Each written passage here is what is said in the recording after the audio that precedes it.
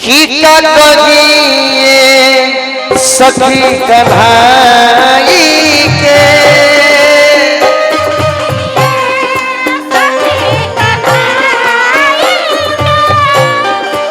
का कहिए सखी कन्हाई के सही कैसे दर्द जुदाई के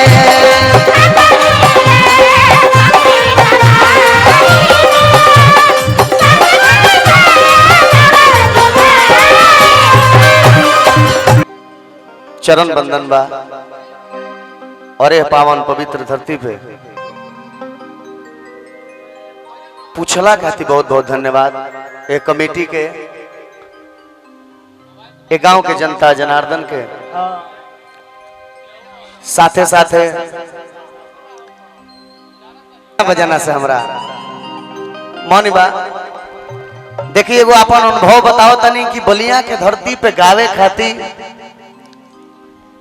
बिहार के कलाकार लोग तरसे ये सच्चाई हो। कैसे कि उस दिन हमरा याद बा एगो हमार मित्र घरे बियाह रहे, बेचारा अपने से नृत्यांगना भी कैले रहे, सिंगर भी कैले रहे। एगो भोजपुरी के बड़ी निमन गायक अभी चलल बड़ी नाम ना धरब हम उनको के कैले रहे। सब जानी फेल हो गई, हम अभी की भैया पहुंच नहीं जा। जहां नृत्यांगना फेल भइला के बाद भी चंदन ऐसा गौनिहार के सुनलस उहे जिला बलिया। एकरा खातिर आप लोग के धन्यवाद करो और चरण स्पर्श करो। और ए धरती पर आज तक हम गावत खानी विवाद देखी देखले, सभे गावे में सुने में आधा लोगवे में लयदार होला तो के करा के विवादित करी। खीका कहीं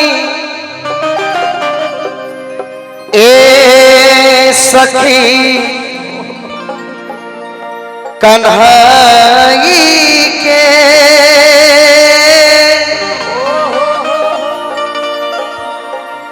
बड़ भाई विकी तिवारी जी, जख्मी जितेंद्र भैया जेकर कलम से आज हमरा ताकत मिलेला बोले के गावे के। तनी जल्दी है विकी भैया गेट बनवा के। खीका कहीं आय हाय साउंड ए सखी कन्हाई के कि सही कैसे दर्द जुदाई के। यह विलंबित उठा के दोहरी बोले बाबू। खीका कहिए सखी कन्हाई के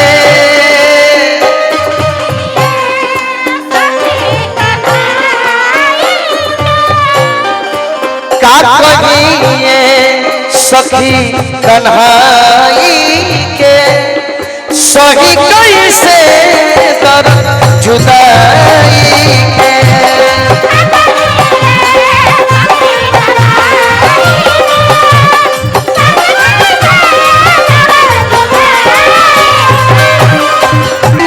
भुला गईला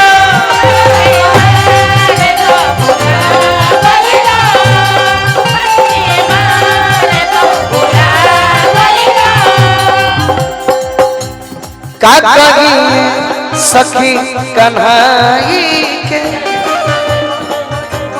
का कहिए सखी कन्हाई के सही कैसे दर्द जुदाई के।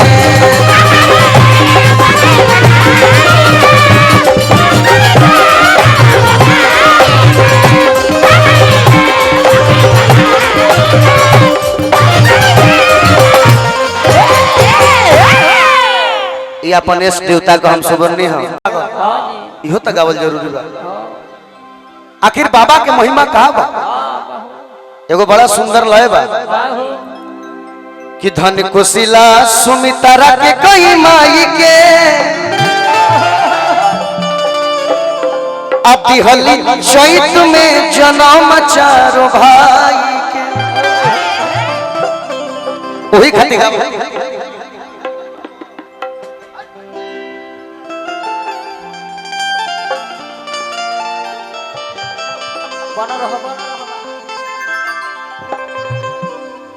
कि यस बाबा राउर महिमा महान बा।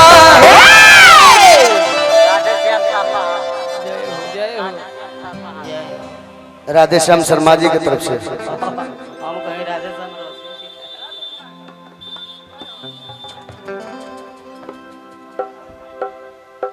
अच्छा का तो कहल ना भुलाइयो बोले दुबे जी के राजा सही चलत रहो कि यस बाबा राउर महिमा महान बा। आज जे पूजल ओकर भइल कले आनबा।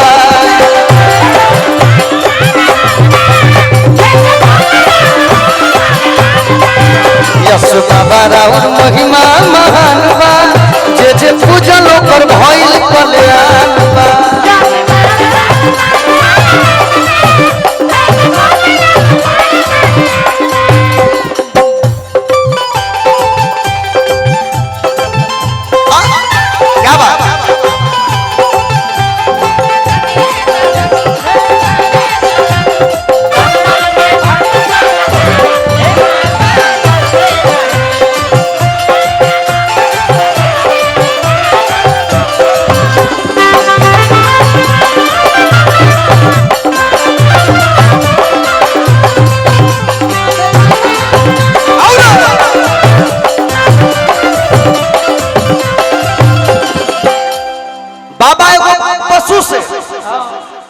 एगो बाबा एगो पशु के वचन दिहले कि हमरा के घरे चल जाए हम आई तो हमरा के खा जाए। ये बात हमरा पता चलल। जख्मी भैया अपना कलम से लिखले कि पूरा कोइनी जमन दीहनी बचानवा।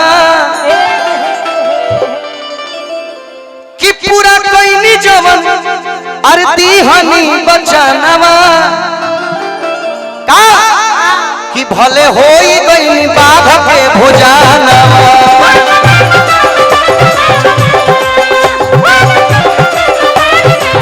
पूरा कोई नवनती होनी बचनवा भले होई गई बाघ के भुजाना।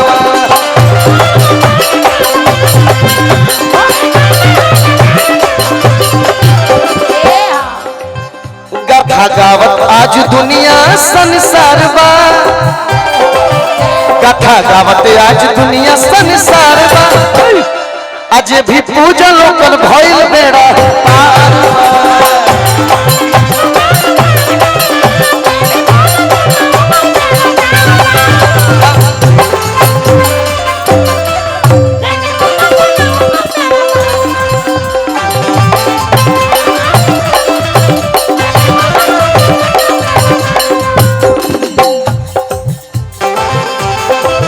बहुत बहुत आभार हमारे भाई की तरफ से पुरस्कार।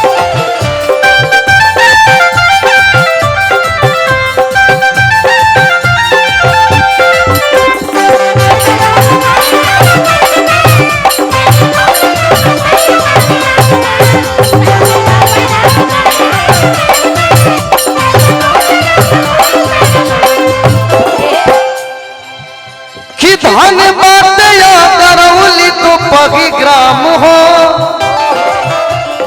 उहे गाँव में है।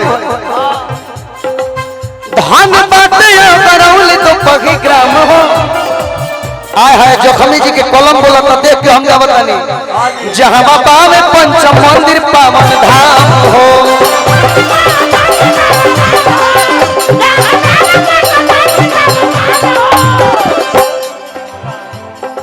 विजेंद्र दुबे जी प्रधान जी की तरफ से बहुत बहुत पुरस्कार बा।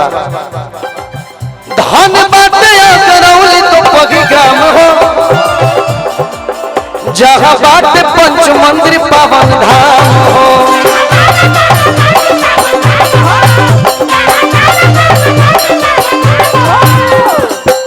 चंदन जखमी जितेंद्र के गुहार बा। चंदन जखमी जितेंद्र के गुहार बा। आज भी पूजन ओकर भइल बेड़ा।